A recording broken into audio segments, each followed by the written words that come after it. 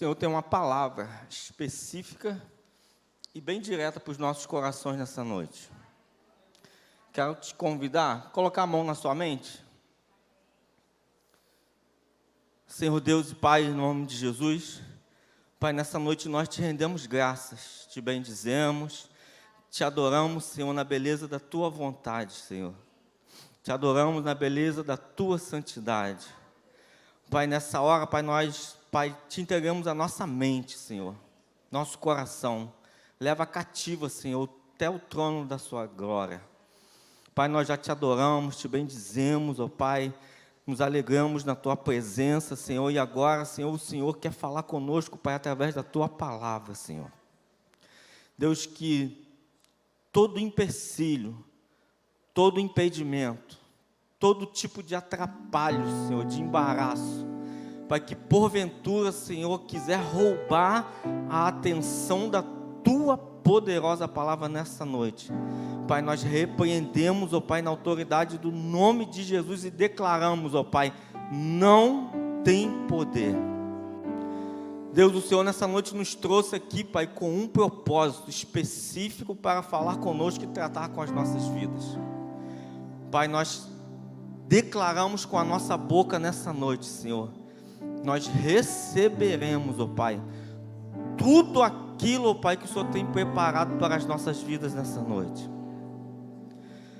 Pai, nós não aceitamos, ó Pai, outra palavra sobre os nossos corações nessa noite, ó Pai, a não ser sairmos pelas portas pelas quais entramos nessa noite, ó Pai, transformados, mudados, tocados, transformados, ó Pai, única e exclusivamente pelo poder da Tua palavra.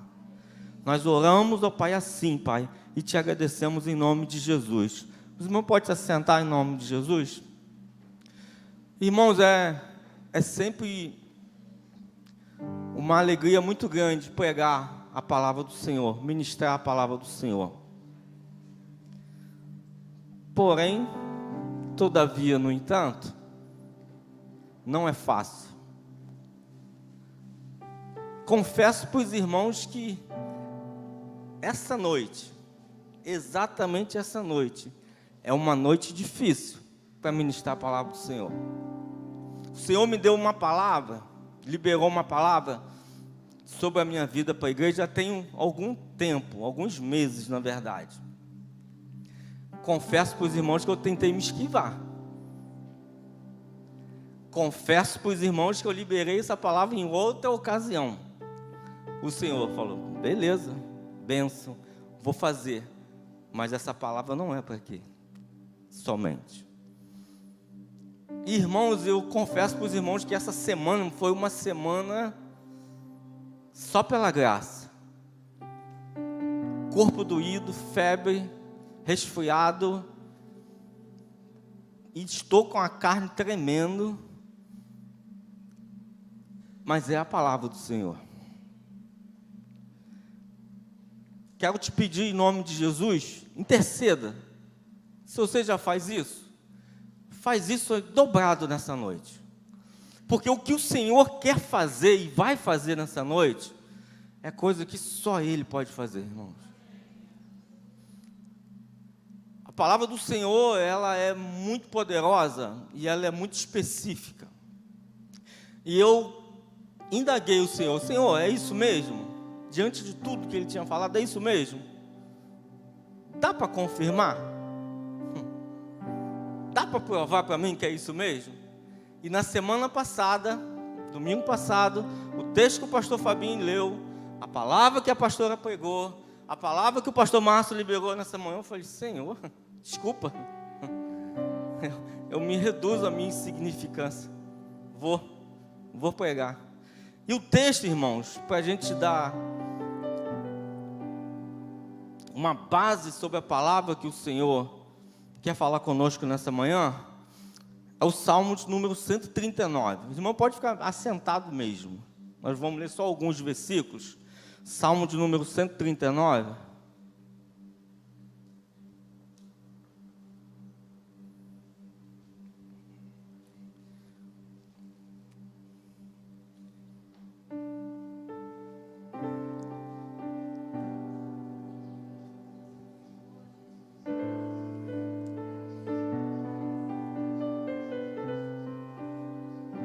número 1 desse Salmo 139 nos diz assim: Senhor, Tu me sondas e me conheces. Tu sabes o meu assentar e o meu levantar. De longe entendes o meu pensamento. Cercas o meu andar e o meu deitar. E conhece todos os meus caminhos. Não havendo ainda palavra alguma na minha língua, eis que logo, ó Senhor, tudo conheces. Tu me cercastes por detrás e por diante, e puseste sobre mim a tua mão. Versículo 7. Para onde escaparia do teu espírito? Ou para onde fugirei da tua face? Se subir ao céu, lá tu estás. Se fizer na sepultura a minha cama, eis que tu ali estás também. Número 11. Se disser, de certo que as trevas me encobrirão, então a noite será luz à roda de mim. Nem ainda as trevas me encobrem de ti, mas a noite resplandece como o dia. As trevas e a luz para ti a mesma coisa são. 15. Os meus ossos não te foram encobertos, quando no oculto fui feito e entretecido nas profundezas da terra. Os teus olhos viram o meu corpo ainda informe, e no teu livro todas essas coisas foram escritas, as quais em continuação foram formadas, quando nem ainda uma delas havia. E quão preciosos me são, ó Deus, os teus pensamentos. Quão grandes são as somas delas. Se as contasse, seria em maior número do que a areia. Quando acordo, ainda estou contigo. 23. Sonda-me, ó Deus, e conhece o meu coração. Prova-me e conhece os meus pensamentos. Vê se há em mim algum caminho mau e guia-me pelo caminho eterno. Palavra do Senhor sobre as nossas vidas. O salmista, nesse Salmo 139, ele está enaltecendo alguns dos atributos de Deus: onipresença, onisciência, onipotência. O salmista, ele está falando dele. E essa palavra, irmãos, para as nossas vidas nessa noite, é uma palavra muito poderosa, que nós não temos como fugir dela. O texto começa falando que o Senhor, Ele nos sonda e nos conhece.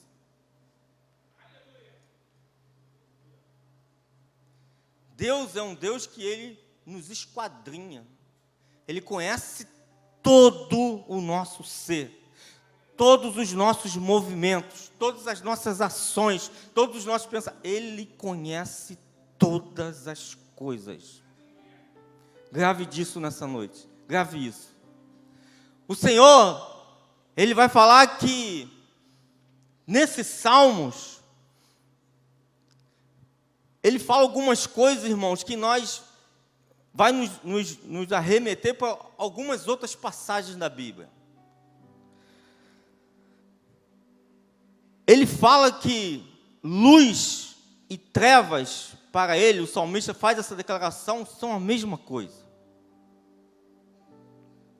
Não adianta eu me esconder no mais profundo do abismo, na mais profunda escuridão, que para o Senhor, para nós, faz uma grande diferença. Está com uma luz acesa e a luz apagada. Para o Senhor, a diferença é zero. A diferença é zero.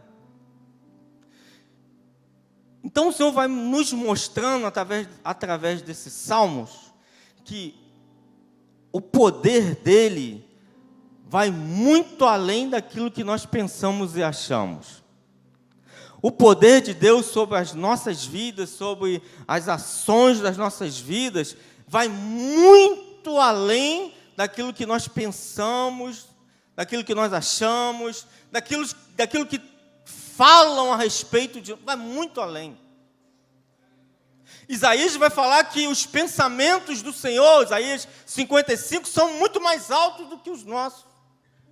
Os seus caminhos, muito mais além, muito mais altos do que os nossos.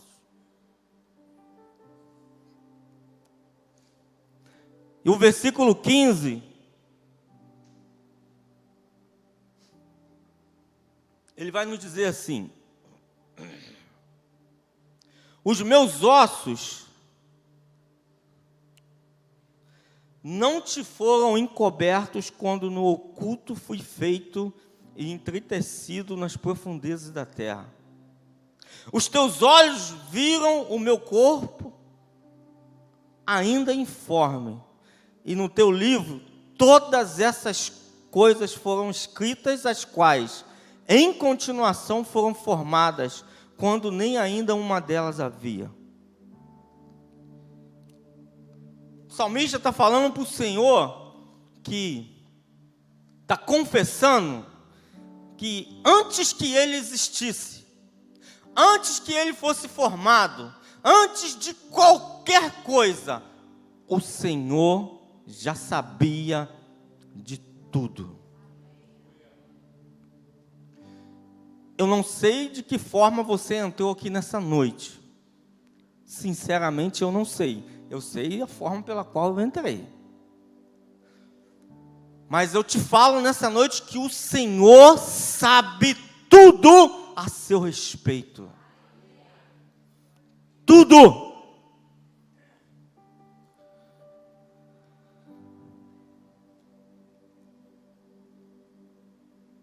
Esse é um texto que o Senhor tinha me dado. Salmo 139, para a gente entrar na palavra que o Senhor revelou ao meu coração nessa noite. O Senhor nessa noite, Ele está trazendo a nossa memória que Ele nos sonda, Ele nos conhece, desde quando nós ainda não existíamos. Ou seja, Ele está nos falando nessa noite que qualquer que seja a situação que está acontecendo na sua vida, na minha vida, Ele já sabe. Ele já sabia antes de nós existirmos.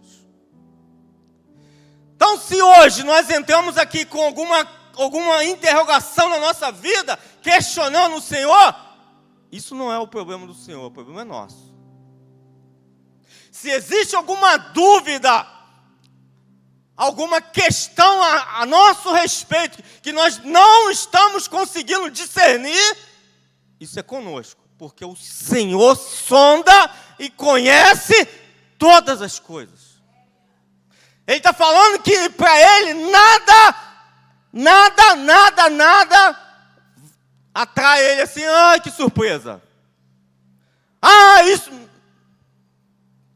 Deus não se surpreende com nada que acontece na nossa vida. Às vezes nós nos deparamos com algumas situações que nos causam grandes surpresas. Senhor, meu Deus, como? O Senhor não. O Senhor conhece todas as coisas. Antes de tudo. E o texto pelo qual a gente vai trabalhar nessa noite é Ezequiel, capítulo 37. Te convido a abrir a sua Bíblia.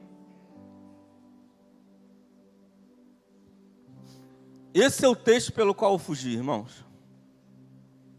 Confesso que falar dos atributos de Deus do Salmo 139... legal. Com dó, com medo, mas vamos agora. Falar de Ezequiel 37, irmãos. Só a graça de Deus. Mas eu queria começar a falar sobre esse texto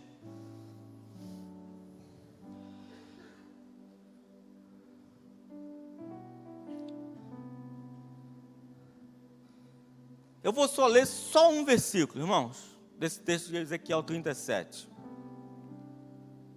Só para a gente ler e eu já falo. O versículo 1 vai dizer assim, Ezequiel 37. Veio sobre mim a mão do Senhor, e Ele me fez sair no Espírito do Senhor, e me pôs no meio de um vale que estava cheio de ossos. Em outras traduções vai dizer que o Senhor, o Espírito do Senhor, me conduziu a um vale de ossos secos. Esse é o texto que a gente vai trabalhar nessa noite. E, irmãos, na minha angústia de ter que ministrar a palavra nessa noite, eu orei ao Senhor, busquei, li. E o Senhor trouxe uma revelação ao meu coração para eu falar para a igreja nessa noite. Enquanto eu orava, o Senhor me falou assim: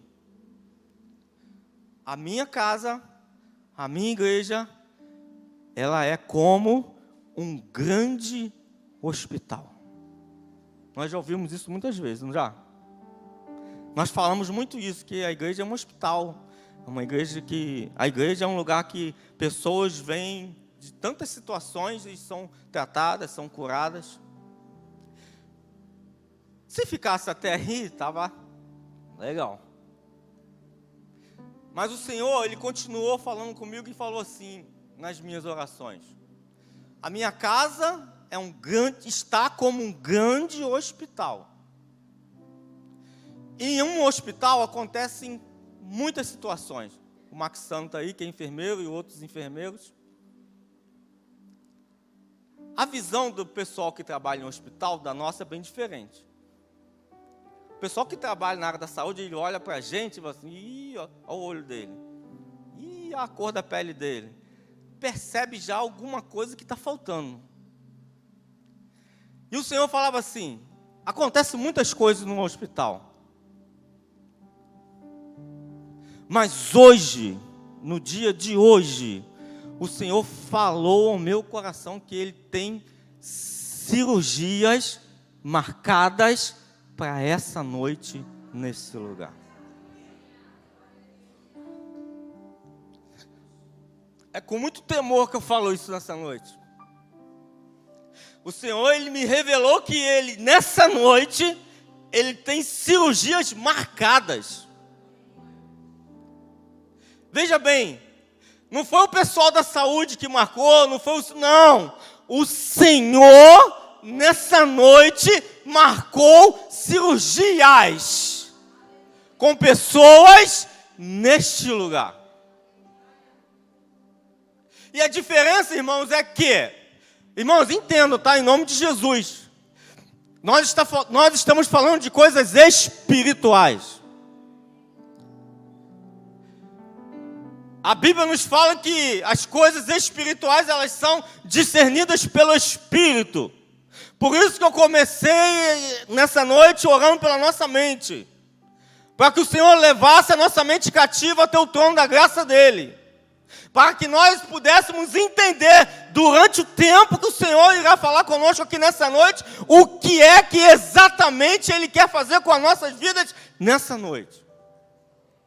Existem situações, irmãos, aí nós vamos, no âmbito hospitalar, quando se faz um paralelo com a igreja, existem coisas que acontecem no mundo da igreja, no meio da igreja, na vivência da igreja, que eu consigo resolver, que os pastores conseguem resolver, que os líderes dessa casa conseguem resolver, com aconselhamento, com ajuda, com acompanhamento, com várias situações. Como no hospital, os enfermeiros, os médicos conseguem resolver. Mas existem coisas, irmãos, que está além do nosso alcance. Existem coisas no meio de nós, nessa noite, na nossa vida, que só o Senhor pode fazer.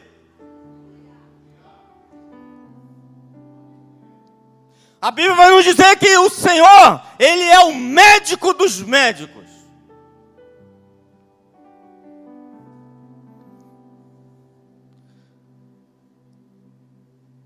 De repente você está se questionando, como vai ser? O que vai acontecer? Irmãos, isso não é problema nosso. O Senhor, Ele falou que Ele vai fazer. E Ele vai fazer. Que horas que Ele vai fazer? De que forma que Ele vai fazer? Irmãos, o bisturi está nas mãos dEle.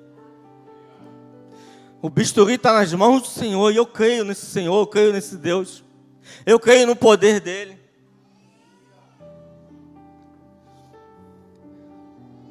Aí, irmãos,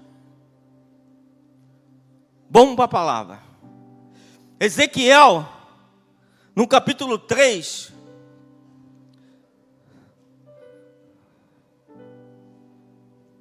agora é a parte conosco, irmãos. Ezequiel 3, 17 ao 19, a palavra do Senhor vai nos dizer assim. Livro do profeta Ezequiel, capítulo 3, versículo 17 até o 19.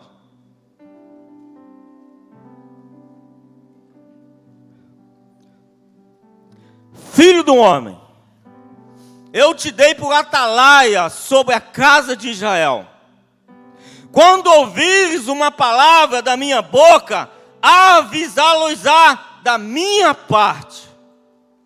Quando eu disser ao ímpio, certamente morrerás, se não o avisares, nem falares para avisar o ímpio acerca do seu mau caminho, a fim de salvares a sua vida, aquele ímpio morrerá na sua iniquidade, mas o seu sangue da tua mão o requererei. Contudo, se tu avisares o ímpio, e ele não se converter da sua impiedade e do seu mau caminho, ele morrerá na sua iniquidade, mas tu livrastes a tua alma. Amém? Essa é a palavra do Senhor para a vida de Ezequiel. A palavra que o Senhor liberou sobre a vida do profeta Ezequiel é essa aqui, ó. Ezequiel é chamado pelo Senhor como um atalaia. Atalaia é aquele que está na torre de vigia. Função do atalaia é avisar o povo dos riscos, dos perigos do inimigo.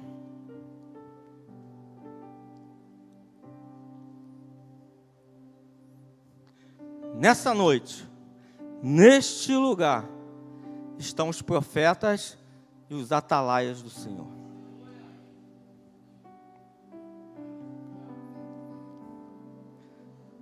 Aqui está os profetas, as profetisas do Senhor que o Senhor tem levantado nessa geração, nesse tempo. Jeremias, no capítulo 29, do 11 ao 13, a palavra do profeta diz que eu é que sei que pensamentos têm a vosso respeito, pensamentos de paz e não de mal, para dar o fim que desejais. Jeremias, ele é conhecido como o profeta chorão. Profeta chorão porque ele falava acerca da palavra de Deus, acerca daquilo que Deus tinha liberado para falar ao povo, e o povo continuava pecando, continuava errando, continuava transgredindo os mandamentos do Senhor, as leis do Senhor. Então ele era reconhecido como profeta chorão porque ele chorava na sua alma, porque ele sabia da responsabilidade que estava sobre os ombros dele. E ele lançava, ele falava aquilo que ele tinha que falar. Então, nesse capítulo, ele fala que o Senhor é que sabe os pensamentos que tem a vosso respeito, profeta, profetiza, atalaias do Senhor.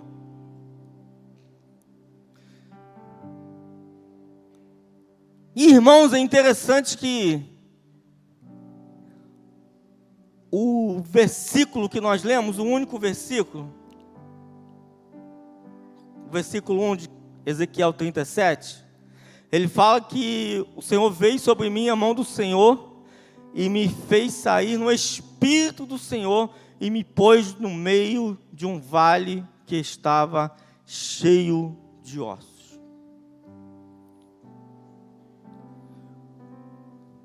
Quando a gente lê esse texto, a gente começa a pensar, poxa, o Senhor pegou Ezequiel, conduziu o profeta dele, Ezequiel foi conduzido até um vale de ossos secos.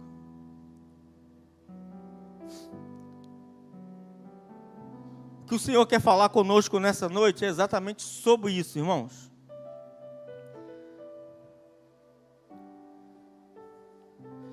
É sermos conduzidos pelo Espírito.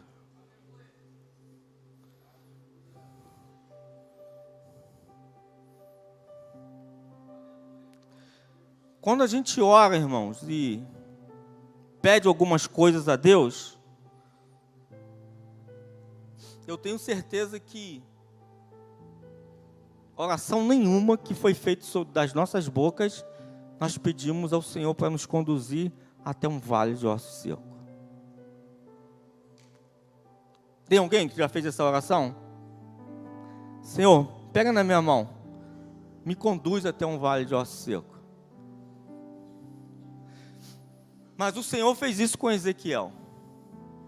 Primeiro o Senhor chama Ezequiel como um atalaia, como aquele que está na torre de vigia, como aquele que tem a responsabilidade de avisar o povo do risco, dos perigos dos inimigos. Esse é o chamado de Ezequiel, o chamado profético, o ministério profético. Depois o Senhor então pega Ezequiel no capítulo 37 e conduz Ezequiel até esse vale de ossos secos. E o Senhor, então, Ele nos faz uma pergunta nessa noite. Onde é que nós achamos que o Senhor vai nos conduzir?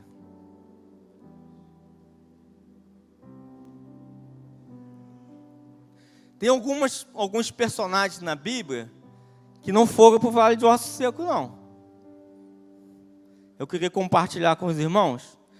O primeiro, e o pastor Márcio falou nessa manhã, acerca dos desafios. O primeiro dele é Jesus. Mateus, capítulo 4. O texto vai falar que Jesus, ele foi conduzido pelo Espírito para o deserto para ser tentado pelo diabo.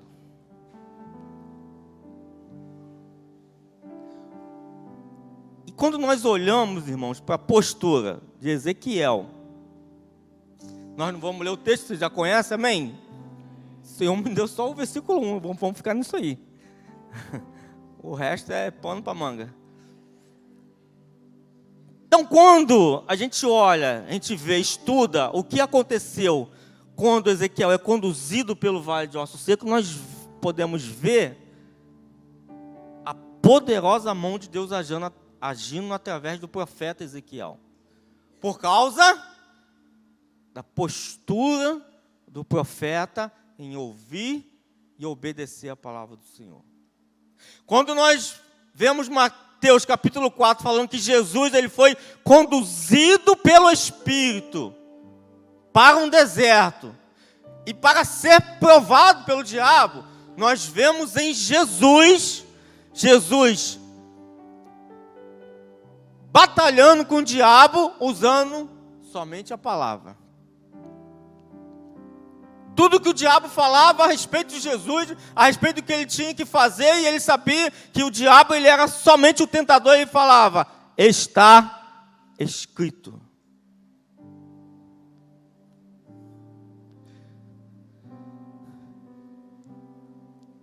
E Jesus, irmãos, ele foi lá para mostrar para nós hoje que, apesar de sermos conduzidos para um deserto, para sermos tentados por Satanás, nós podemos conseguir resistir.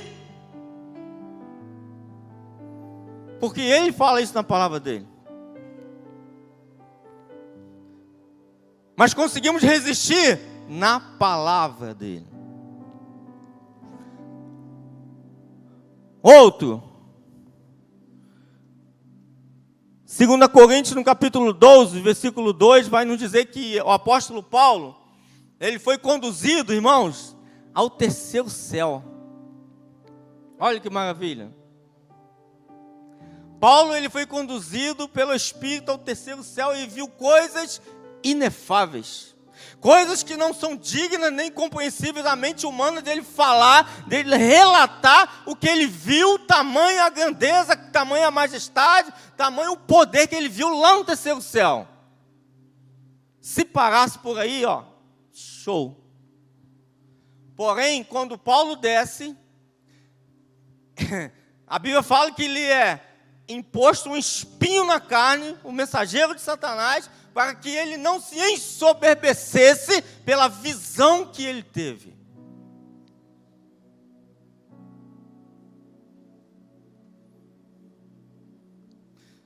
Só que apesar de tudo isso, e Paulo, a gente conhece o texto, fala que Paulo orou 3 vezes, e esse espinho não saiu, e o Senhor fala para ele: rapaz, não vai sair. Fica com esse espinho aí, porque a minha graça te basta, porque o meu poder se aperfeiçoa na tua fraqueza. Fica aí. Você já conseguiu, já foi ao terceiro céu, voltou, tomou um espinho, a minha graça te basta. A minha graça te basta.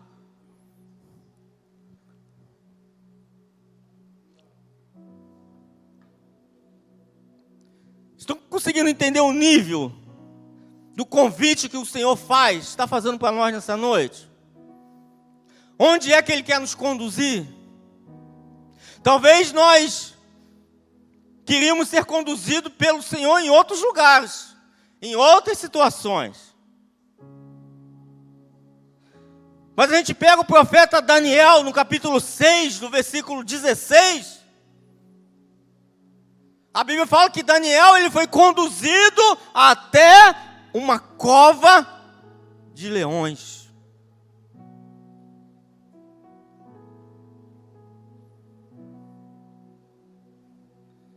Diante de tudo que Daniel fez, naquela terra estranha, tendo que trabalhar num lugar estranho, tendo que ver coisas estranhas de um Deus estranho que ele não servia. Mas Deus foi com Daniel. Ele foi levantado naquela terra por Nabucodonosor. Ele foi reconhecido diante daqueles homens pelo poder de Deus na vida dele, através da vida dele. Mas mesmo assim, foi tramado um plano pelo qual o rei que gostava de Daniel, ele ficou de mãos atadas e teve que mandar Daniel para a cova dos leões. Ele teve que ser conduzido até uma cova. Mas a Bíblia nos diz que nem os leões foram capazes de parar a vida de Daniel.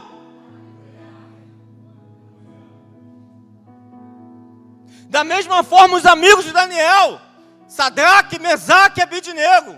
O capítulo 3 de Daniel fala que eles foram lançados numa fornalha ardente, que foi aumentada na sua potência 7 vezes mais, porque eles não se dobraram diante da estátua do rei.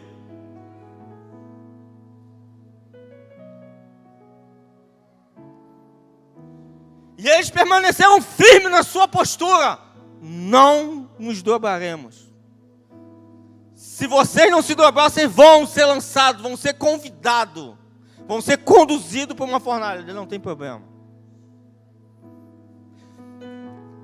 E o capítulo 3 de Daniel nos narra essa história, de que eles foram lançados naquela fornalha 7 vezes com mais potência.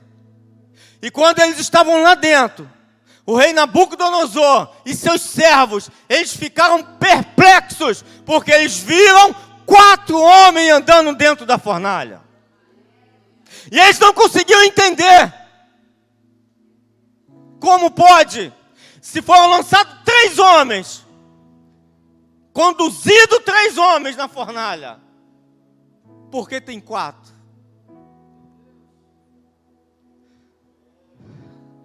Meus irmãos, em nome de Jesus, não importa para onde você vai ser conduzido, o 4º homem da fornalha vai ser com você, ele vai ser conduzido juntinho com você. O problema não é para onde nós vamos ser conduzidos, é com quem nós estamos sendo conduzidos. E aquele rei pôde se dobrar diante do Deus de Sadraque, Mesaque e Abednego, baixando um decreto que ninguém podia mexer com ele, ninguém podia falar mal do Deus dele, que aquele Deus seria adorado. Porque no mais alto nível de pressão sobre a vida deles, eles não se dobraram. Por mais que tinha uma palavra que ia os conduzir para uma fornalha de fogo ardente, eles não se dobraram diante do Senhor, diante daquele Deus, aquele Deus falso, daquele rei que adorava Deus falso. E o Senhor nessa noite, irmãos, Ele nos indaga, Ele fala conosco, para onde nós queremos ser conduzidos. Diante de todos esses relatos que nós vimos aqui, todos eles, irmãos, esses são alguns fatos que aconteceu na Bíblia, que homens e mulheres foram conduzidos a lugares ruins, lugares que não eram agradáveis, lugares que eles não escolheriam para ir, mas eles decidiram obedecer ao Senhor.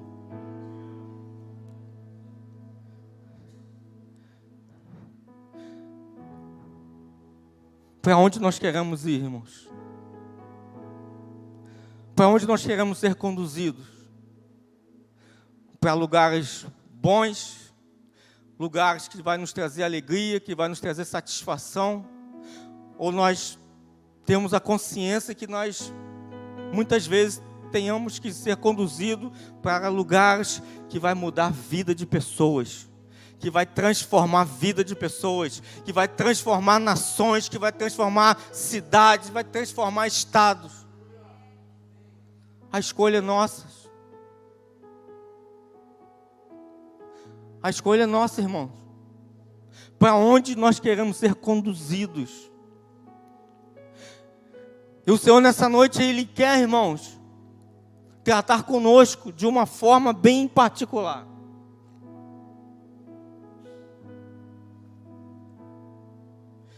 Ezequiel, quando ele exerce o seu chamado, irmãos, apesar de tudo aquilo que ele sabia, de como que seria o chamado dele, ele obedece ao Senhor. Apesar de ser conduzido para um vale de ossos secos, ele obedece ao Senhor.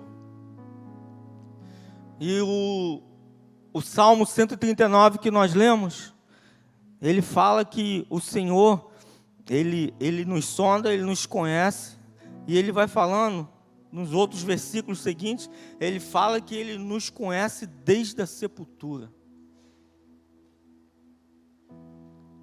Talvez seja estranho a gente falar assim, o Senhor conduziu Ezequiel por um vale de ossos secos. Mas o salmista fala que o Senhor, Ele já nos conhece antes da nossa formação. Antes que existisse qualquer coisa, qualquer partícula, qualquer membrana no nosso corpo, qualquer osso, Ele já nos sabia, Ele sabia da nossa formação. E o texto vai falar que Ele conhece até lá na sepultura.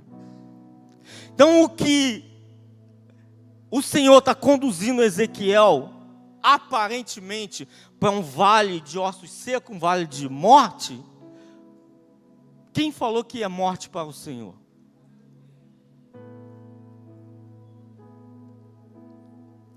Às vezes, irmãos, na nossa vida, o Senhor, Ele nos coloca em algumas situações que nós olhamos a aparência e achamos que não tem mais jeito. Não há mais o que fazer. Naturalmente, quando Ezequiel começa a caminhar sobre aquele vale de ossos secos, se ele olha com um olhar natural, ele desiste. Ele volta. O texto vai falar, irmãos, que era um vale de ossos sequíssimos e de uma multidão. Quando a gente para analisar esse texto, olhar, e a gente conjectura na nossa mente, talvez a gente ache que esse vale de ossos secos, está lá um monte de esqueletinho enfileirado. Talvez a gente pense isso, né? Mas não é bem isso, não. É um vale de milhares de ossos secos, sequíssimos. Mas o texto vai falar, no decorrer do texto, capítulo 37, quando o Senhor opera o milagre, o profeta fala que o Senhor coloca cada osso no seu osso.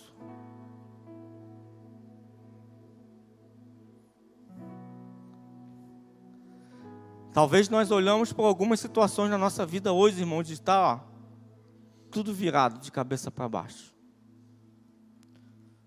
Um verdadeiro rebuliço. Mas o salmista vai falar que o Senhor nos sonda e nos conhece. Ele nos conhece desde lá, de quando nós não éramos formados. Então aquilo que é bagunça para nós hoje, para o Senhor está perfeitamente esquematizado.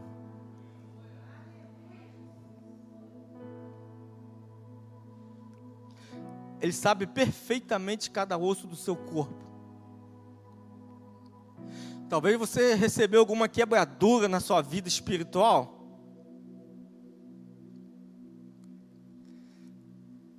E você fala assim, ou ouviu alguma palavra. Por isso que Jeremias fala: eu é que sei os pensamentos que tenho a vosso respeito.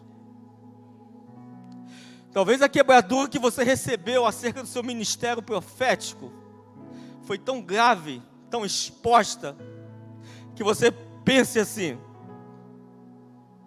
não tem como consertar. Não há pino que a medicina conserte essa quebradura. Por isso que o Senhor te trouxe aqui nessa noite. Por isso que o médico dos médicos marcou a tua cirurgia para hoje. Irmão, não existe impossíveis para o nosso Deus. Aí nós pensamos que, mas como? Como que o Senhor vai fazer isso? De que forma vai acontecer isso? Palavra do Senhor, Hebreus no capítulo 4.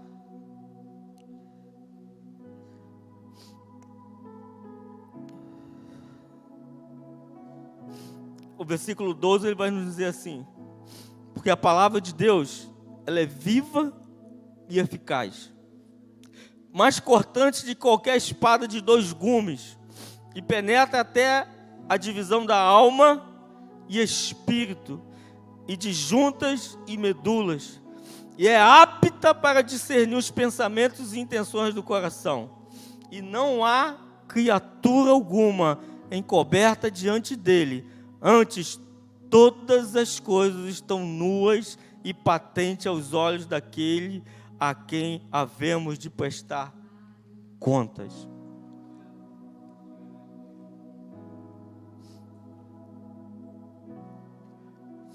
A palavra do Senhor penetra, irmãos.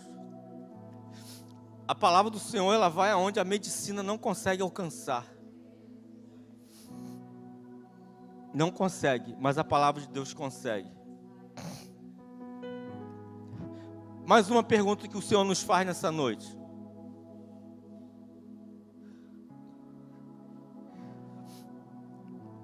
Onde você está, profeta?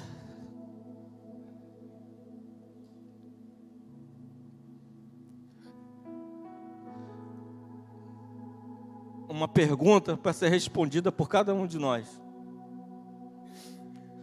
Onde você está, profeta? Onde você está, atalaia? O Senhor tem um chamado específico na sua vida. O Senhor tem um ministério profético na sua vida, que não foi o homem que te chamou. E hoje Ele nos pergunta, onde está você? E é engraçado algumas coisas que o Senhor nos pergunta, que quando nós nos voltamos lá para Gênesis capítulo 1, quando Adão e Eva pecam, e o Senhor tinha prazer em estar todos os dias com eles no cair da tarde, o que é que o Senhor pergunta para Adão? Onde estás? O Senhor perguntava para Adão e Eva onde eles estavam para saber onde eles estavam, ou o Senhor perguntava para eles saber onde eles estavam? O Senhor não queria saber onde eles estavam, o Senhor é onisciente, o Senhor sabe todas as coisas. O Senhor está perguntando para Adão e Eva onde eles estão, para eles saberem o que é que eles fizeram com a vida deles. O que foi que eles fizeram com a comunhão que eles tinham com Deus? Por que é que eles não estavam ali com o Senhor, já que todos os dias o Senhor ia estar com eles naquele lugar? E o Senhor nessa noite, então, o Senhor nos pergunta, ei, ô atalaia, onde você está? É para nós nos perguntarmos essa noite, o que é que eu estou fazendo, onde eu estou posicionado diante daquilo que o Senhor me chamou para fazer. No início nós falamos a função do atalaia, é estar na torre de vigia, alerta, avisando ao povo dos perigos dessa vida.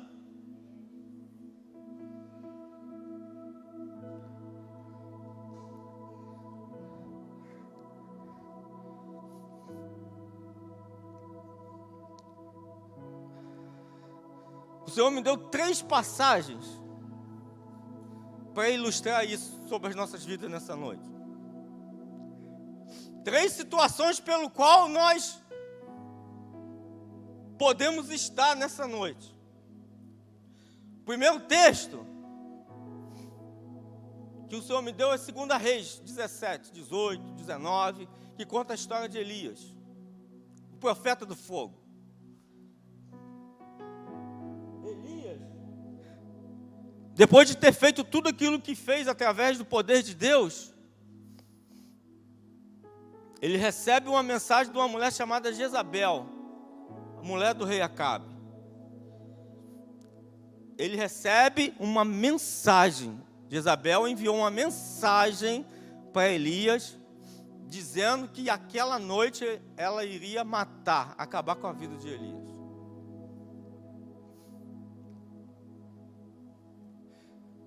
Elias, irmãos, a gente não precisa falar história, todo mundo já conhece. Se a gente for comparar o que aconteceu, é um curto período, curto espaço de tempo, de tudo que aconteceu na vida de Elias, através da vida de Elias, e uma ameaça que ele recebe de uma mulher que mandou um recado para ele.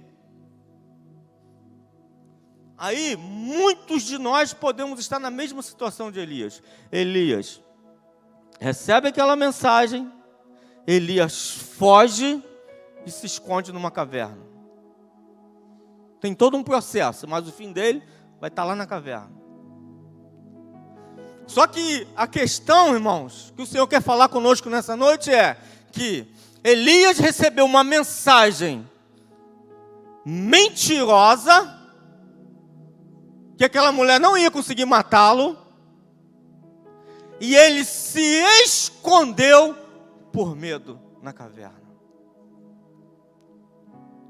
Talvez hoje, nós estamos aqui nessa noite, diante do nosso ministério profético que Deus chamou como atalaia, e por causa de uma ameaça mentirosa do inferno, entrou medo no nosso coração, e nós estamos escondidos numa caverna de mentira.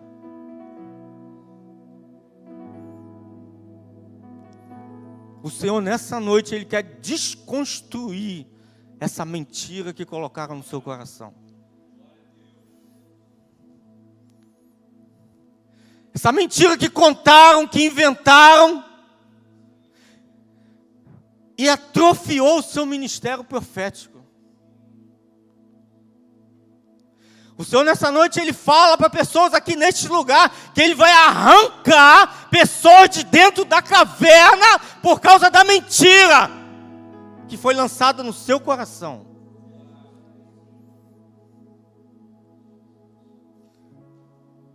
Ele vai.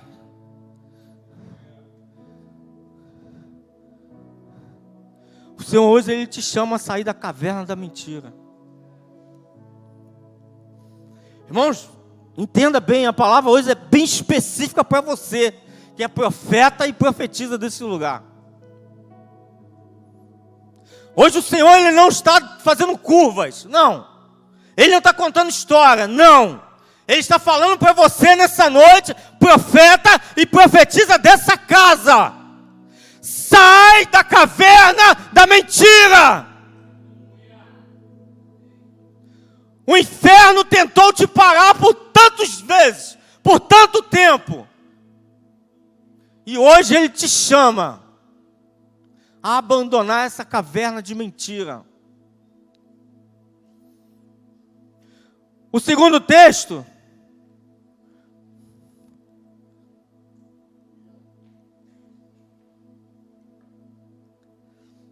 é o episódio do amigo de Jesus.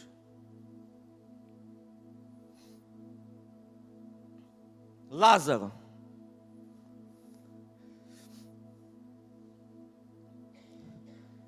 Tem pessoas aqui hoje, irmãos, profetas e profetisas, que está na mesma condição que Lázaro estava.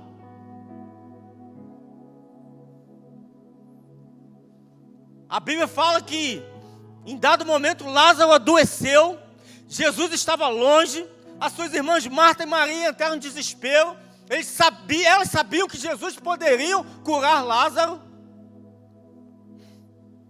mas naturalmente não foi possível, porque antes que Jesus chegasse, Lázaro morreu. Quando Jesus chega até Lázaro, Lázaro já estava morto há 4 dias, já fedendo.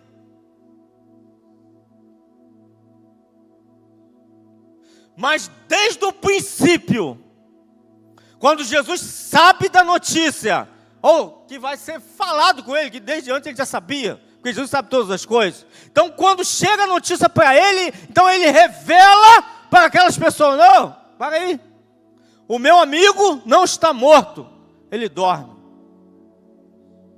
O meu amigo, ele vai ser ressuscitado. Mas as pessoas que estavam perto dele falaram: eu sei, Senhor, que ele vai ser ressuscitado naquela ressurreição dos últimos. Não, Jesus estava falando que ele ia ser ressuscitado agora, mas eles não conseguiam entender. E Jesus, quando chega então até aquele lugar,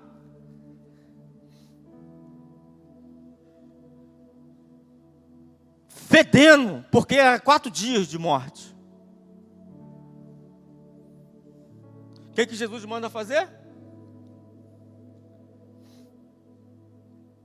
Jesus continua falando que ele está dormindo, e Jesus manda fazer o quê? Retirar a pedra. Irmãos, oh Jesus, só o sangue. A palavra vai nos dizer hoje, para nossas vidas, que o Senhor está nos falando que existem profetas e profetisas aqui nessa noite, que está com a sua vida ministerial, profética, morta, já fedendo.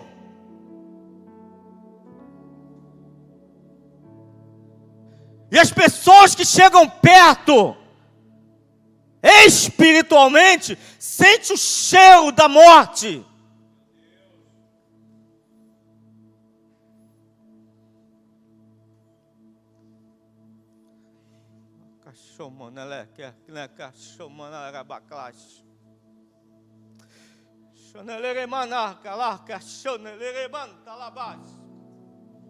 Mas o Senhor fala nessa noite que a pedra vai ser retirada.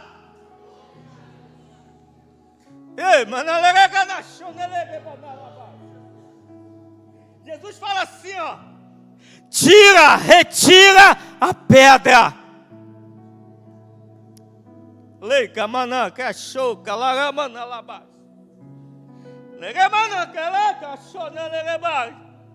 O ministério profético não morreu.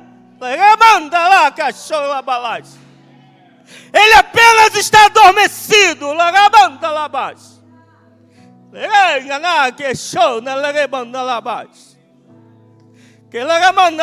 Mas ó, não é o profeta que tira a pedra. Não foi Lázaro que tirou a pedra. Lá que show, mano, que naquela paz. Aí que show, manaias. Na que show, mananare, que pata, hein?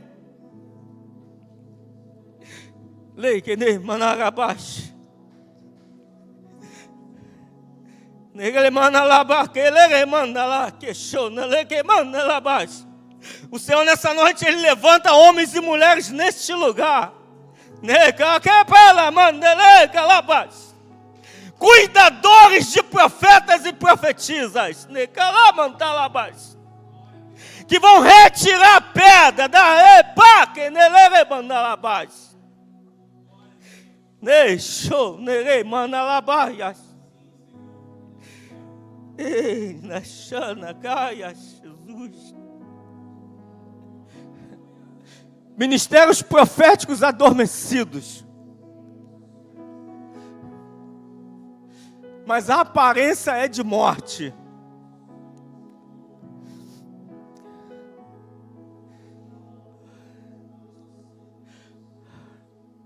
O médico dos médicos está aqui nessa noite.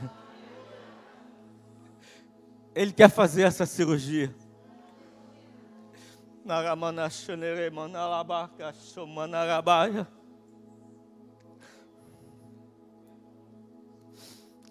Senhor.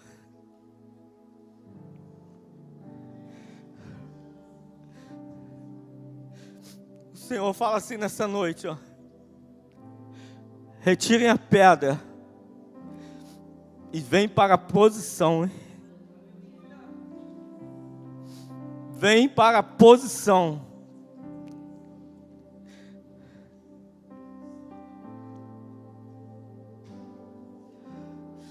E o último texto, o último personagem,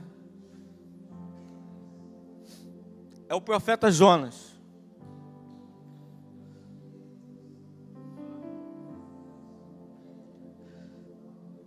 O Senhor tinha uma palavra liberada sobre a vida de Jonas.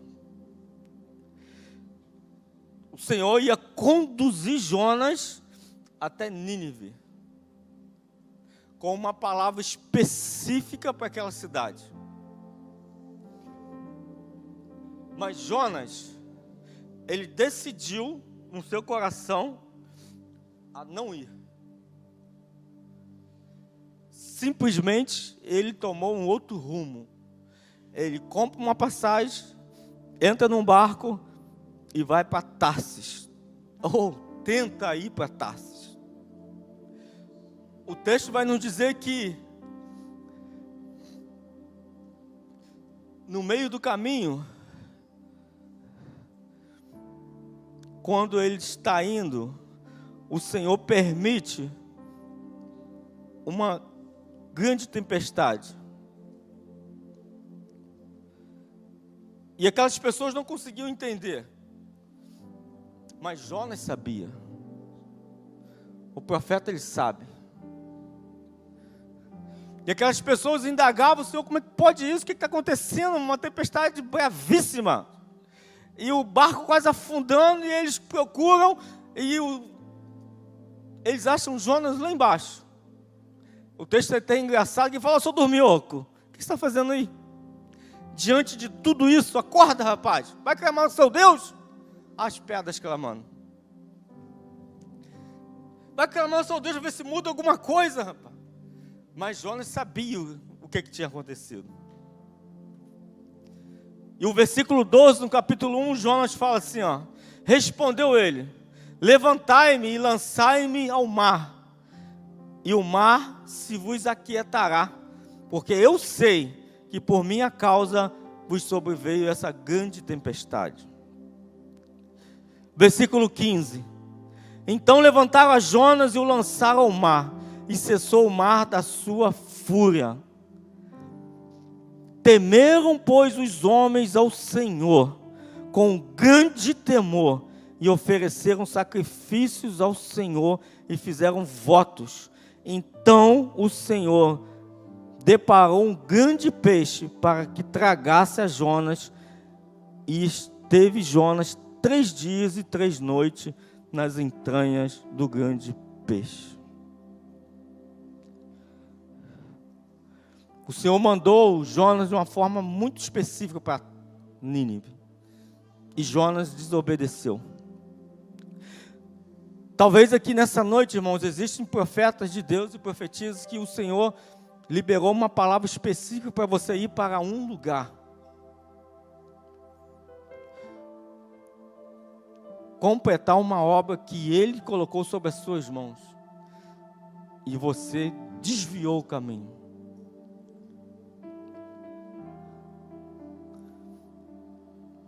Jonas, por desobediência, ele foi tragado pelo peixe, foi levado para Tarsis, para Nínive. Ele fez o que o Senhor mandou. O Senhor fez o que estava no coração dele, não o que ele tinha mandado Jonas fazer, porque o Senhor é misericordioso. Jonas se chateou por causa do amor de Deus, pela compaixão de Deus pelo povo de Nínive. Mas o que o Senhor quer falar conosco nessa noite, irmãos, é o risco que pessoas correm ao estar ao nosso lado, como profetas e profetisas do Senhor, quando nós desobedecemos a palavra dele. Jonas colocou toda aquela embarcação em risco. Jonas colocou toda aquela cidade de Nínive em risco. Porque se o Senhor não tivesse misericórdia, algo gravíssimo teria acontecido na vida dele e na vida daquelas pessoas.